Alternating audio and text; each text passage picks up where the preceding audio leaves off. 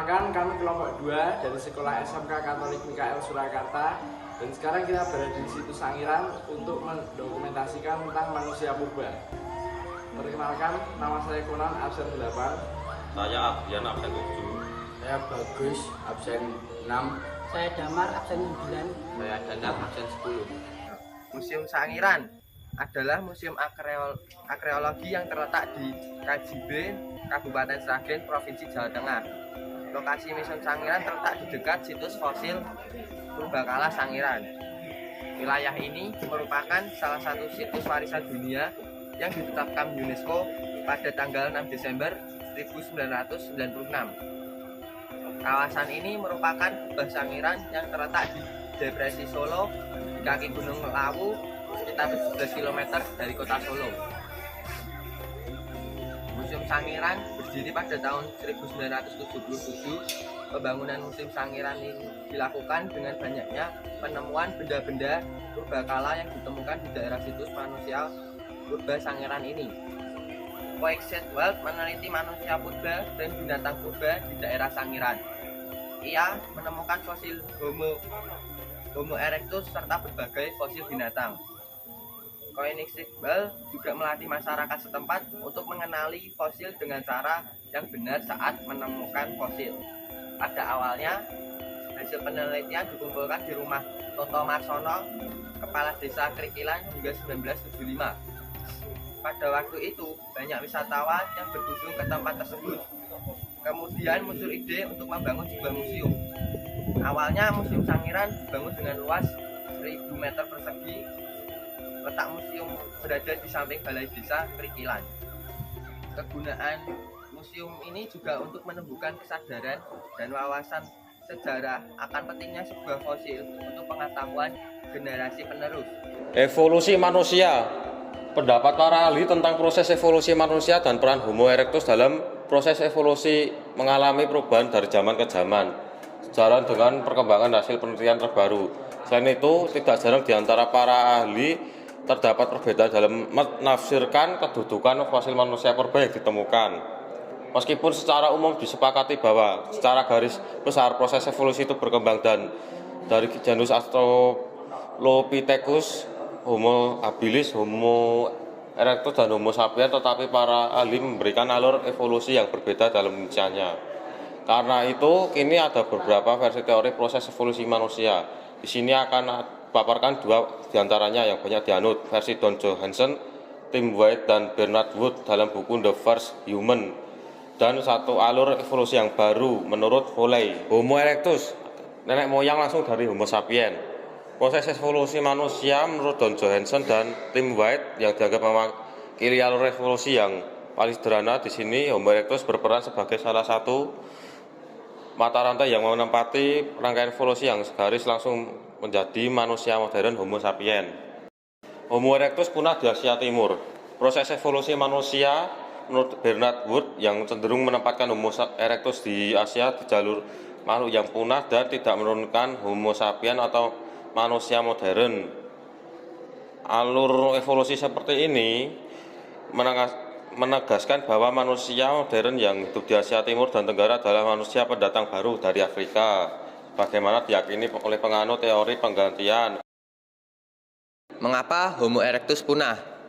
Hanya Homo erectus di Afrika lah yang berevolusi menjadi Homo sapiens. Homo erectus yang hidup di Asia dan Eropa semuanya punah. Banyak ahli menduga perubahan lingkungan yang semakin tidak menentu telah mengakibatkan Homo erectus dengan cara kehidupannya tidak mampu bertahan atau berevolusi ke bentuk yang lebih maju lagi. Di Jawa, kepunahan Homo erectus diduga disebabkan karena lingkungan sabana yang dulunya luas berubah menjadi hutan-hutan tropis pada masa-masa interglasial. Perubahan iklim ini telah menyempitkan habitat dan ruang gerak Homo erectus yang biasa beradaptasi dengan sabana. Sementara itu, penguasa teknologi yang terbatas tidak memungkinkan mereka hidup di dalam hutan hujan tropis. Asal-usul bangsa Indonesia. Menurut Robert von Hengelder, berpendapat nenek moyang bangsa Indonesia dari Yunan atau Cina Selatan. Sementara Peter Bellwood menyatakan bahwa penutur rumpun bahasa Austronesia berasal dari Taiwan. Pendapat terakhir inilah yang kini banyak mendapat dukungan. Pada sekitar 5.000 tahun lalu, penduduk Formosa yang berbahasa Austronesia mulai bermigrasi ke Kepulauan Filipina dan selanjutnya menghuni Borneo dan Sulawesi sekitar 4.500 tahun lalu. Dari sini mereka menyebar ke barat, ke Sumatera, selatan ke Jawa, timur ke Maluku dan Papua, tenggara ke Nusa Tenggara, sehingga sekitar 4.000 tahun lalu, Kepulauan Nusantara telah dihuni para penutur Austronesia yang kemudian menjadi cikal bakal bangsa Indonesia.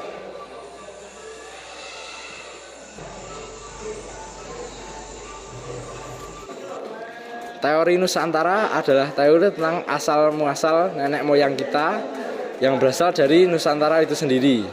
Salah satu bukti pendukung teori Nusantara adalah manusia wajak atau wajak men.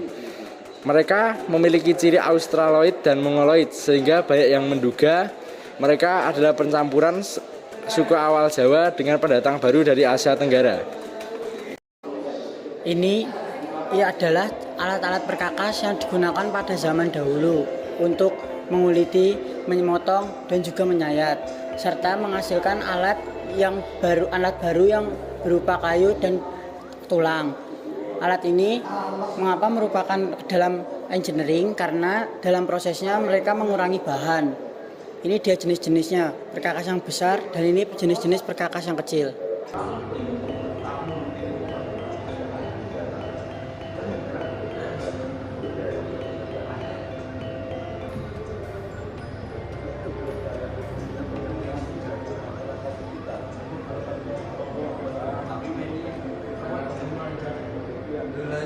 Kali ini saya akan wawancara dengan Ibu Samiem.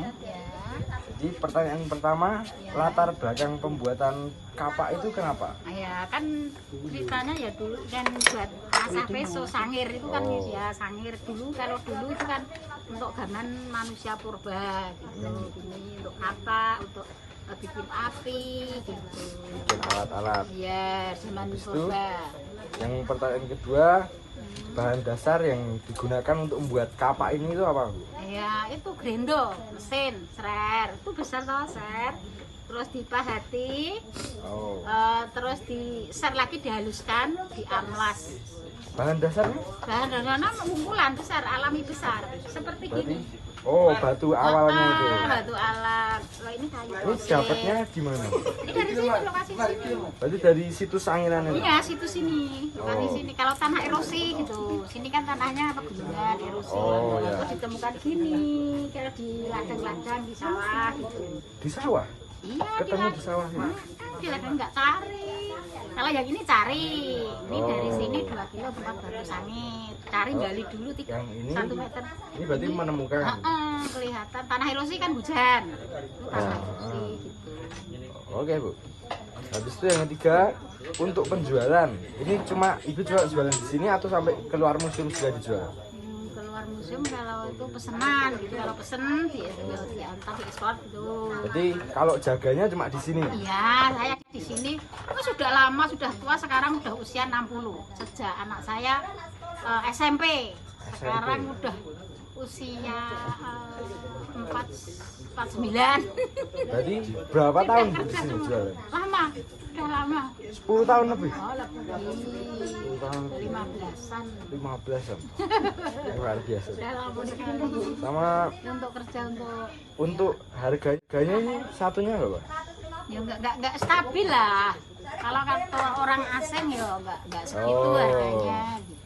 Harganya berdasarkan itu. Iya enggak stabil gitu. Oke. Kan sini Habis itu kalau jualan gini enggak bisa ditarget lah. ya sih. Yang terakhir itu dampaknya museum ini ke warga. Dampaknya tuh Maksudnya dengan adanya museum ini Ibu mendapat apa? Maksudnya apakah ya apa yang didapatkan Ibu dari adanya museum ini? oh ya didapat untuk apa ya? Menangkapi, menangkan itu nafkah Menafkahi. Iya. Menafkahi. Ya satu keluarga. Gitu. Satu keluarga berarti. Untuk itu biaya sekolah, Ya, kuliah. berarti dampaknya itu ya bisa jualan ini. Ya, Berarti tanpa ini kan nggak ada ini kan. nggak ada ya, kan nggak kerja kemana-mana. Gitu. Oke. Ya. Terima kasih Bu. Ya, sama-sama. Sekian dari kami kelompok 2. Terima kasih, maaf kalau ada salah.